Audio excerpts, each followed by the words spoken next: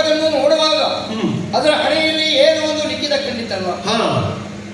ಸಾಮಾನ್ಯವಾದ ಲಿಖಿತವಲ್ಲ, ಬಂಗಾಳದ ಹಾಳೆ. ಅದರಲ್ಲಿ ಬರೆದದ್ದು ಸ್ವಾಮಿ. ಸ್ವಾಮಿ ನೋಡಿದಿರ ಏನುಂಟು ಅದರಲ್ಲಿ? ಸೋಮಕುಲ ತಿಲಕ, ಚಂದ್ರಾನ್ವಯದವರು, ಯುಧಿಷ್ಠಿರನು, ಧರ್ಮಭೂರಾಯ ಭೂಪತಿ, ಹಸ್ತಿನಾವತಿಯನ್ನು ವರ್ತಮಾನ ಕಾಲದಲ್ಲಿ ಆಳ್ತಾ ಇರುವ ತನ್ನ ಬಂಧು ಹತ್ಯೆ ದೋಷಕ್ಕಾಗಿ ಪರಿಹಾರಕ್ಕಾಗಿ ಬಿಟ್ಟಂತ ಯಜ್ಞತುರಗವನ್ನು ಅಶ್ವಮೇಧ ಯಾಗ ಕೈಗೊಂಡಂತ ಅಶ್ವಮೇಧದ ಯಾಗ. ಮತ್ತೆ ಅದನ್ನು ಬರ್ತಿದೆ ಸ್ವಲ್ಪ ಮುಂದೆ ಬರ್ತಿದೆ. ಏನು ಬರ್ತಿದ್ದಾರೆ? ಸಾಮಾನ್ಯವಲ್ಲ, ಈ ಯಜ್ಞಕ್ಕೆ ಸಹಾಯಕಾರಿ ಆಗುವ ಕುದುರೆಯನ್ನು ಕಂಡೊಡೆ ಅದರ ಬೆಂಗಾವಲಿಗಾಗಿ ಬಂದಂತ ಮಧ್ಯಮ ಪಾಂಡವಾದ ಪಾರ್ಥ, ಪ್ರತಿ ಇಲ್ಲದ ಪ್ರತಾಪಿ ಅಂತ ಮೂರು ಲೋಕದಲ್ಲಿ ನೆಗಳತೆಯನ್ನು ಹೊಂದಿದ ಪ್ರತಾನಂದನ ಪಾರ್ಥ ಅವನನ್ನು ಕಂಡು ಕಪ್ಪ ಕಾಣಿಕೆಯನ್ನು ಕೊಡಬೇಕು. ಒಮ್ಮೆ ಸಾಧ್ಯವಿಲ್ಲ ಅಂತಾದ್ರೆ ನಮ್ಮಲ್ಲಿ ಬಲಗುಂಡು ಎಂಬ ಛಲ ಇದ್ದರೆ ಕುದುರೆಯನ್ನು ಕಟ್ಟಿ ಸಂಗರಕ್ಕೆ ಸಿದ್ಧರಾಗಬೇಕು. ಇದಿಷ್ಟು ಅದರಲ್ಲಿ ಬರೆದಿದೆ.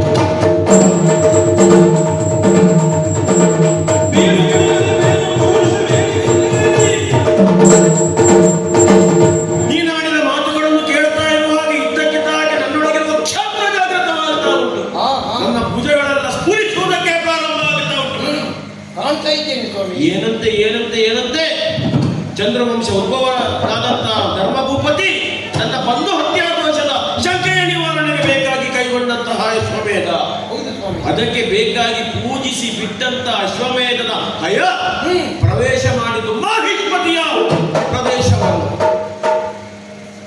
ಧರ್ಮಕ್ಕೆ ಬೆಂಬಲವಾಗಿ ಬರುವವರು ಈ ಕಾರ್ಯದಲ್ಲಿ ಧರ್ಮ ಕಾರ್ಯ ಸಹಾಯಕರಾಗಿ ಒದಗಿ ಬಂದು ಕಪ್ಪ ಕಾಣಿಕೆಯನ್ನು ಕೊಡಬೇಕು. ಇಲ್ಲವಾದಲ್ಲಿ ಪ್ರಪಂಚದಲ್ಲಿ ಅತ್ಯಂತ ಬಲಶಾಲಿ ಎನ್ನುವಂತ ವರ್ತಮಾನದ ನೆಗತೆಯನ್ನು ಹೊಂದಿದ ಪಾರ್ಥದಲ್ಲಿ ಸಮಕಟ್ಟಿಯಾಗಿ ಹೋರಾಡಬೇಕು. ಹೆದರಿಸುವ ಪ್ರಯತ್ನ, ಬೆದರಿಸುವ ಪ್ರಯತ್ನ ಇಲ್ಲದೆ ಹೋದರೆ ಪ್ರಪಂಚದ ಪೌರುಷವೆಲ್ಲ ಪಾರ್ಥನಿಗೆ ಮಾರಾಟವಾಗಿ ಹೋದ ಸತ್ಯನಲ್ಲ. ಬಹುಶಃ ಉತ್ತರೇಯರಿಗೆಲ್ಲೊಂದು ಬಹಳ ಹೆಮ್ಮೆ ಉಂಟು. ಉತ್ತರೇಯರಾದಂತಹ ನಮ್ಮಲ್ಲಿರಬಹುದಾದಂತಹ ಬಲ, ನಮ್ಮಲ್ಲಿರಬಹುದಾದ ಸಾಹಸ, ನಮ್ಮಲ್ಲಿರಬಹುದಾದ ಶಕ್ತಿಯನ್ನು ಮೀರಬಲ್ಲಂತ ಭಟರು ಪ್ರಪಂಚದಲ್ಲಿ ಯಾರೂ ಇಲ್ಲ. ಉತ್ತರ ಕೊಡುವ ಕಾಲ ಸನ್ನಿಹಿತವಾಗಿದೆ. ಮದನ ಮಂಜರಿ ಈಗ ಸನತ್ನೀಯವಾಗಿದೆ. ಉತ್ತರದ ಎತ್ತರದ ಪ್ರಶ್ನೆಗಳಿಗೆ ಉತ್ತರಿಸುವುದಕ್ಕೆ ದಕ್ಷಿಣದಲ್ಲಿ ಹುಡುಗರು ಸಿದ್ಧರಾಗಿದ್ದಾರೆ ಎನ್ನುವ ಸ್ಪಷ್ಟ ಉತ್ತರವನ್ನು ಲೋಕಕ್ಕೆ ಕೊಡುವುದಕ್ಕೆ ಬೇಕಾಗಿಯೇ ಈ ಒಂದು ಅವಕಾಶವನ್ನು ಬಳಸಿಕೊಳ್ಳಲೇಬೇಕು. ಇದುವರೆಗೆ ನನ್ನ ಜ್ಞಾನಕ್ಕೂ, ನನ್ನ ರೂಪಕ್ಕೂ, ನನ್ನ ಸೌಭಾಗ್ಯಕ್ಕೂ, ನನ್ನ ಧನ ಸಂಪತ್ತಿನ ಹೆಮ್ಮೆಯ ಕುರಿತಾಗಿ ಆಡ್ತಾ ಇದ್ದೆ. ನನ್ನ ಪೌರುಷ ಏನು ಅಂತ ತೋರಿಸಿಕೊಳ್ಳುವುದಕ್ಕೂ ಇದೊಂದು ಸುವರ್ಣ ಅವಕಾಶ. ಬಹುಶಃ ಭಗವಂತನೇ ಒದಗಿಸಿಕೊಟ್ಟ ಅವಕಾಶ ಅಂತ ತಿಳಿಯುತ್ತೇನೆ. ನನ್ನಲ್ಲಿರಬಹುದಾದಂತಹ ಪೌರುಷ ಏನು? ಅದು ಪ್ರಪಂಚದಲ್ಲಿ ಮಹಾವಿಜಯಿ ಅಂತ ಕರೆಯಲ್ಪಟ್ಟು ದಶ ನಾಮಗಳಿಂದ ದಶ ದಿಕ್ಕುಗಳನ್ನು ವ್ಯಾಪಿಸಿದ ಭಾರತದ ಎದುರಿನಲ್ಲಿ ಹೋರಾಡುವ ಮುಖಾಂತರವಾಗಿ ಪ್ರವೀರನಲ್ಲಿ ಇರಬಹುದಾದ ವೀರತೆ ಏನು, ನೀಲಧ್ವಜ ಭೂಪತಿಗಳ ವೀರ್ಯ ಸಂಜಾತನಿಗಿರಬಹುದಾದಂತಹ ಬಲುಮೆ ಏನು ಎನ್ನುವುದನ್ನು ತೋರಿಸುವುದಕ್ಕೆ ತಡ ಮಾಡುವುದಲ್ಲ, ಕುದುರೆಯನ್ನು ಬಂಧಿಸಬೇಕು. ಇದನ್ನು ಕಾಣುವಾಗ ನಿನಗೆ ನಿಲ್ಲಿಸುತ್ತದೆ.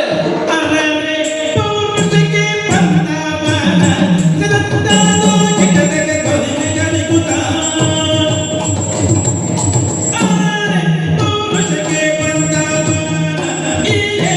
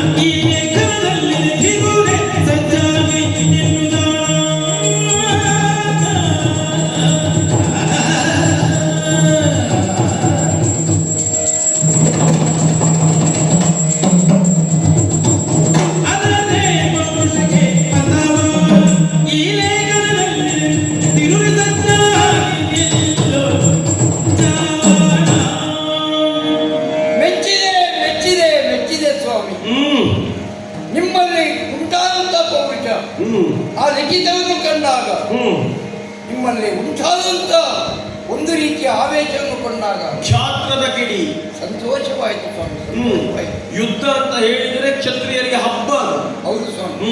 ಇಲ್ಲವಾದರೆ ಕೇವಲ ಪಾಂಡವರಿಗೆ ಮಾತ್ರ ಶೌರ್ಯವೇ, ಆ ಧರ್ಮರಾಯನಿಗೆ ಮಾತ್ರ ಅಥವಾ ಯುಧಿಷ್ಠನಿಗೆ ಅಥವಾ ಅರ್ಜುನನಿಗೆ ಮಾತ್ರ ಶೌರ್ಯ ಇರುವುದು. ಧರ್ಮರಾಯನಲ್ಲಿ ಮಾತ್ರ ಧರ್ಮವೋ, ಅರ್ಜುನನಲ್ಲಿ ಮಾತ್ರ ಪೌರುಷವೋ, ಭೀಮಸ ಮಾತ್ರ ಪರಾಕ್ರಮೋ, ಅದನ್ನು ಮೆಟ್ಟಿ ನಿಲ್ಲುವಂತ ಕ್ಷತ್ರಿಯರು ಅನ್ಯರು ಇಲ್ಲವೆಂದು ತಿಳಿದುಕೊಂಡಿದ್ದಾರೆ. ಏನು ಪ್ರಜಾದೇವಿ ಮಾತ್ರ ಪಾರ್ಥನನ್ನು ಗಂಡು ಅಂತ ಹೆತ್ತದ್ದು, ಜ್ವಾಲಾದೇವಿ ಪ್ರವೀರನನ್ನು ಗಂಡು ಅಂತ ಮತ್ತೆ ನೀವು ಗಂಡದಲ್ಲವೇ?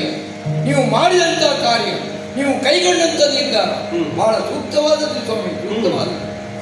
ಕಟ್ಟಿ ಕುದುರೆಯನ್ನು ಕಟ್ಟಿ ಬರುವಂತ ರಣವಿಕ್ರಮಗಳನ್ನು ಮೆಟ್ಟಿ ನಾವು ಯಾರು ಎನ್ನುವುದನ್ನು ತೋರಿಸಿಕೊಡುವುದಕ್ಕೆ ಆವಾಗ ಹೇಳ್ತಾ ಇದ್ರಿ ಒಂದು ಅವಕಾಶ ಸಿಕ್ಕಿಲ್ಲ ಅಂತ. ಒಂದು ಸದಾವಕಾಶ ನಿಮ್ಮ ಪಾಲಿಗೆ ದೊರಕಿದೆ. ಈ ಅವಕಾಶವನ್ನು ಸರಿಯಾಗಿ ಉಪಯೋಗಿಸಿಕೊಳ್ಳಿ ಸ್ವಾಮಿ. ಸಿಕ್ಕ ಅವಕಾಶವನ್ನು ನಾವು ಯಾವ ಕಾಲಕ್ಕೂ ದಕ್ಕಿಸಿಕೊಳ್ಳಲೇಬೇಕು. ಸಿಕ್ಕ ಅವಕಾಶವನ್ನು ಯಾವಾಗ ಬಳಸಿಕೊಳ್ಳುವುದಿಲ್ಲವೋ ಭವಿಷ್ಯದಲ್ಲಿ ಅವನಿಗೆ ಮುಂದೊಂದು ಅವಕಾಶವೇ ಸಿಗ್ತದೆ ಅಂತ ಹೇಳಲಿಕ್ಕೆ ಬರುವುದಿಲ್ಲ. ಯಾವತ್ತಿದ್ರೂ ಅವಕಾಶಗಳು ಒಮ್ಮೆ ಮಾತ್ರ ಒಂದು ಬಾಗಿಲನ್ನು ತಟ್ಟುವಂಥದ್ದು. ಸಿಕ್ಕಾಗ ಅದನ್ನು ಬಳಸಿಕೊಳ್ಬೇಕು ಸ್ವಾಮಿ. ಕೇವಲ ಗಂಡಸರು ನೀವು ಮಾತ್ರ ಅಂತಲ್ಲ, ಮುಂದೆ ಯುದ್ಧದಲ್ಲಿ ನನ್ನ ಸಹಾಯ ಬೇಕಾದ್ರೆ ನನ್ನನ್ನು ಬಳಸಿಕೊಳ್ಳಬಹುದು ಸ್ವಾಮಿ. ಇದು ನೋಡು ನಿಜವಾಗಿ ಬೇಕಾದದ್ದು. ಇನ್ನೊಂದು ಮದನ ಮಂಜರಿ, ವಾಸ್ತವವಾಗಿ ಪ್ರತಿಯೊಬ್ಬ ವ್ಯಕ್ತಿಯಲ್ಲಿ ಇರಬೇಕಾದ ಗುಣ, ಒಬ್ಬಕ್ಕೆ ಹೆಣ್ಣಿನ ಒಳಗೆ ಗಂಡಸಿನ ಸ್ಥಿತಪ್ರಜ್ಞತೆ ಇರಬೇಕು. ಹಾಗೆ ಒಬ್ಬಾತ ಗಂಡಸಿನ ಒಳಗೆ ಹೆಣ್ತನದ ತಾಯ್ತನದ ಆರ್ದ್ರತೆಯೂ ಇರಬೇಕು. ಅದಿದ್ದಾಗ ಮಾತ್ರ ಪ್ರಪಂಚವನ್ನು ಸರಿಯಾಗಿ ಕಾಣುವುದಕ್ಕೆ ಸಾಧ್ಯ ಆಗುತ್ತದೆ. ಈಗ ನೀ ಪ್ರಚೋದಿಸಿದ ಹಾಗೆ ನನ್ನ ಪೌರುಷವೇ ಎದ್ದು ಬರುವ ರೀತಿಯಲ್ಲಿ ಆ ಕುದುರೆಯನ್ನು ಕಟ್ಟಿ ಎದುರಾಗಬಹುದಾದ ವಿಪ್ಲವವನ್ನು ಎದುರಿಸುವುದಕ್ಕೆ ಹಾಗಂತ ಒಂದು ಮದನ ಮಂದಿರ ನೇರ ನಿರ್ಧಾರ ನಾವೇ ಕೈಗೊಳ್ಳುವಾಗಿಲ್ಲಲ್ಲ. ನಾವು ಹೇಗಿದ್ರು ಯುವರಾಜ ಯುವರಾಣಿಯ ಇಲ್ಲಿ ಅರಸನಾದ ನೀಲಧ್ವಜ ಭೂಪತಿಗಳಿದ್ದಾರೆ ನಮ್ಮ ಅಪ್ಪಯ್ಯ, ಅವರಿಗೆ ಹೋಗಿ ವಿಷಯವನ್ನು ತಿಳಿಸಬೇಕು.